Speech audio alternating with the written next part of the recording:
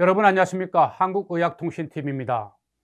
정말 다사다난했던 2020년이 저물어가고 있습니다. 오늘은 올 한 해 의학계를 뜨겁게 달궜던 주요 이슈를 정리한 다음에 이번 주 의학계 주요 뉴스를 간추려 전해드리겠습니다. 올해는 코비드19라는 신종 코로나 바이러스가 우리들의 일상을 빼앗아간 한 해였습니다. 지난 1월 20일이었죠. 첫 확진자가 나온 이후 코로나 사태는 우리 생활은 물론이고 의학계도 강타했습니다. 피해도 컸지만 많은 변화를 이끌어냈습니다.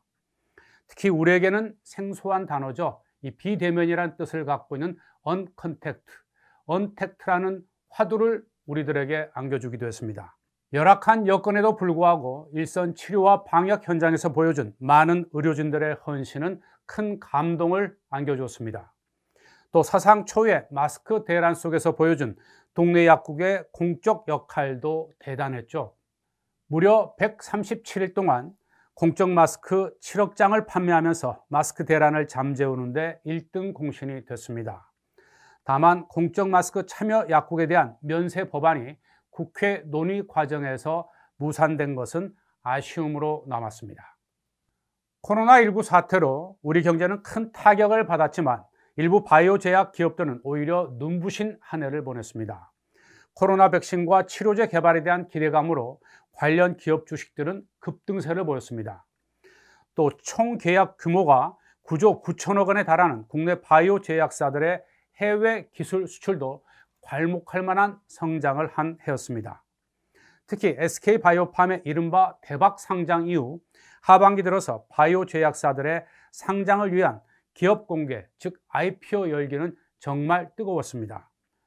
하지만 명문제약 등 경영난으로 어려움을 겪는 회사들도 적지 않아서 코로나 사태로 인해 제약업계의 양극화가 더 심화됐다는 분석도 나오고 있습니다. 또 올해 의료계에는 큰 사건이 있었죠. 6년 만에 단행된 의사들의 파업, 집단 휴진 사태입니다. 의사협회는 정부가 추진하는 공공의대와 의대 정원 확대, 첩약급여와 시범사업, 비대면 진료를 4대약 의료정책으로 규정하고 의대생과 젊은 의사들까지 거리로 나오게 만들었습니다. 우여곡절 끝에 9월 4일 이른바 구사의정 합의가 이루어졌지만 많은 논란을 남겼습니다. 또 정부는 국민건강과 복지를 강화하기 위해서 보건복지부에 복수차관제를 도입하고 질병관리본부를 청으로 승격했습니다. 이 밖에도 큰 뉴스들이 많았지만 방송 분량상 가장 중요한 이슈만을 압축해서 짚어봤습니다. 계속해서 이번 주 의학계 주요 뉴스를 정리해 드리겠습니다. 권덕철 보건복지부 장관 후보자 인사 검증을 위한 청문회는 결국 코로나19 백신과 K방역에 대한 여야 공방으로 끝났습니다. 권 후보자는 백신 접종은 2월이나 3월부터 가능하다고 밝혔고 의사국시를 집단으로 거부한 의대생들에게 재응시 기회를 부여하겠다는 뜻도 내비쳤습니다. 국회 보건복지위원회는 지난 23일 권덕철 후보자 인사청문회 경과 보고서를 채택했습니다. 코로나19 확진자가 계속 늘어나면서 정부의 백신 확보와 접종 계획에 대한 비판도 연일 이어지고 있습니다. 이런 가운데 식품의약품안전처는 아스트라제네카와 화이자에 이어서 미국 제약사인 얀센의 코로나19 백신에 대해서도 사전 검토에 돌입했습니다. 사전 검토는 심사 속도를 높이기 위해서 자료를 미리 받아 검토해 놓는 작업이기 때문에 사실상 세계 백신에 대한 허가 절차가 시작됐다고 할 수 있습니다. 당국은 백신의 긴급 사용 승인에 이어서 연내에 구매 계약 완료를 목표로 하고 있습니다. 국내뿐 아니라 세계적으로도 코로나19 확산세가 좀처럼 수그러들지 않고 있는 가운데 영국에서는 코로나19 변종 바이러스가 발견돼서 온 세계가 긴장하고 있습니다. 이 변종 바이러스는 감염력이 최대 70% 더 크고 어린이에게 쉽게 전염될 수 있는 것으로 분석됐습니다. 백신을 개발한 글로벌 제약사들은 곧바로 이 변종 코로나에 대한 효능 연구에 착수했습니다. 아스트라제네카를 비롯한 4개 제약사는 자사의 코로나 백신이 변종 코로나의 예방에도 효과가 있을 것이라고 밝혔습니다. 정부는 이 변종 바이러스의 국내 전파를 차단하기 위해서 연말까지 영국과의 항공편 운항을 일시적으로 중단하기로 했습니다. 이번에는 국내 제약업계 소식입니다. 메디톡스는 보툴리눔 톡신 제제 국내 시장 점유율 30%를 차지하는 회사인데요.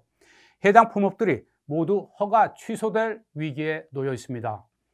식약처가 지난 22일 메디톡스의 기존 제품 메디톡신과 코어톡스에 이어서 이노톡스에 대해서도 서류 조작, 제출 혐의 등으로 잠정 제조 판매, 사용 중단에 이어서 품목 허가 취소 등 행정처분 절차에 착수했습니다. 이노톡스는 동결 건조 방식의 기존 보툴리눔 톡신 제제를 액상 형태로 개선한 제품이라고 하는데요. 식약처의 이번 조치에 대해서 메디톡스는 곧바로 법적 대응하겠다는 방침을 밝혔습니다. 식약처가 이른바 말 많은 뇌기능 개선제 콜린 알포세레이트, 즉 콜린 제제 재평가 대상 업체로 꼽은 곳은 모두 134개 제약업체인데요. 23일 임상계획서 마감 결과 약 80여 개 업체가 접수한 것으로 알려지고 있습니다. 나머지 업체들은 임상 자료를 제출하지 않고 허가 취소 절차를 밟을 것으로 보이는데요. 업계는 식약처의 재평가를 계기로 콜린 제제 시장 구도도 재편될 것으로 내다보고 있습니다. 이번에는 증시 관련 소식입니다. 올해 증시는 코로나 사태에도 불구하고 이른바 동학개미 열풍이 불면서 이례적으로 급등락 현상이 두드러졌습니다. 제약바이오 관련 종목도 예외가 아니었죠. 한국거래소 자료를 보면 지난 21일까지 코스피 시장에서 14개 종목이 총 18차례, 그리고 코스닥 시장에서는 7개 종목이 8차례 단기 과열 종목으로 지정됐습니다.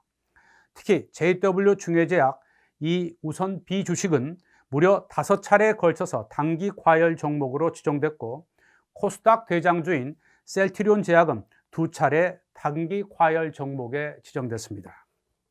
또 22일까지 제약 관련 35개 종목이 올 한 해 상한가를 기록한 횟수를 보니 총 148차례였고요. 이 가운데 신풍제약 우선주는 무려 15차례나 상한가를 작성했습니다. 계속해서 주식 관련 소식입니다. 증권가에서 12월에 가장 뜨거운 바이오 제약주로 단연 대웅제약을 꼽고 있습니다. 메디톡스와의 이른바 보톡스 분쟁 관련 미 국제무역위원회 최종 판결을 전후해서 상한가 행진을 펼치면서 2배 넘게 폭등했습니다. 이러다 보니 단기 과열 종목으로 지정된 데 이어서 22일에는 투자 경고 종목으로까지 지정되기도 했습니다. 최근에는 조정 국면에 접어든 것으로 보이는데요. 새해 초까지 주가가 어떤 흐름을 보일지 주목됩니다. 네, 이번에는 약사들 관련 소식입니다. 대한약사회가 최근 2021년 약국 조제 수가 조견표를 공개했습니다. 내용을 보면 약국의 기본 조제료는 작년과 비교해 3.4% 인상돼서 1일치는 5,290원, 3일치는 6,040원으로 확정됐습니다. 처방시 가루약 조제는 610원, 그리고 마약류 조제 시에는 240원의 조제료가 가산돼서 3일치 기준 최대 6,850원을 받을 수 있습니다. 의원급 의료기관의 비급여 진료비 가운데 최고 비용은 항목별로 4배에서 25배까지 차이가 나는 것으로 나타났습니다. 보건복지부가 최근에 공개한 분석 자료를 보면 안과 치료에 주로 사용하는 안구 광학 단층 촬영 비용이 3만 원에서 75만 원까지 25배로 가장 많은 차이를 보였습니다. 레이저를 이용한 손발톱 진균증 치료비는 20배 차이를 보였습니다. 또 의원과 병원 간의 비급여 진료 최고 비용을 비교해 보니 의원급이 대체로 낮았지만 예방접종 항목에서는 병원보다 높은 것으로 나타났습니다. 대한약사회가 내년 4월에 도입되는 약사 면허 신고제를 앞두고 신설 조직과 시스템 구축 등 준비에 박차를 가하고 있습니다. 약사회는 지난 20일 12차 상임이사회를 열어서 가칭 약사 면허 관리원을 설치하기로 하고 초대 원장에 김준수 총무이사를 임명했습니다. 회원 관리 시스템도 앞으로는 회원 신고를 하지 않은 비회원 약사까지 포함하는 방식으로 개편할 방침이라고 합니다. 이번에는 제약업계 신제품 출시 소식입니다. 연말연시를 맞아서 대웅제약의 대표 상품이죠. 우루사가 또 변신했습니다. 대웅우루사 360 캡슐 패키지를 새로운 복고풍 트렌드에 맞춰서 특별 제작한 한정판이 출시된 건데요.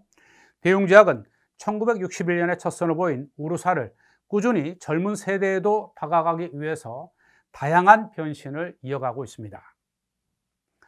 끝으로 훈훈한 소식 하나 전해드리겠습니다. 경동제약이 연말을 맞아서 이웃돕기 성금 4억 원을 사랑의 열매 사회복지 공동모금회에 기부했습니다.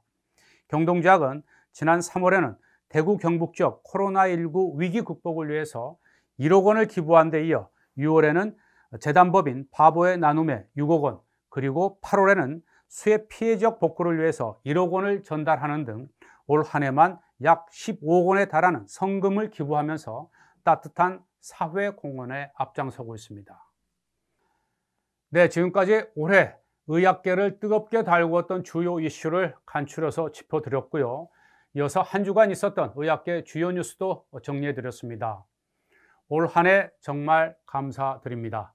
새해에도 한국의학통신TV에 대한 많은 관심과 구독을 부탁드리겠습니다. 여러분 고맙습니다.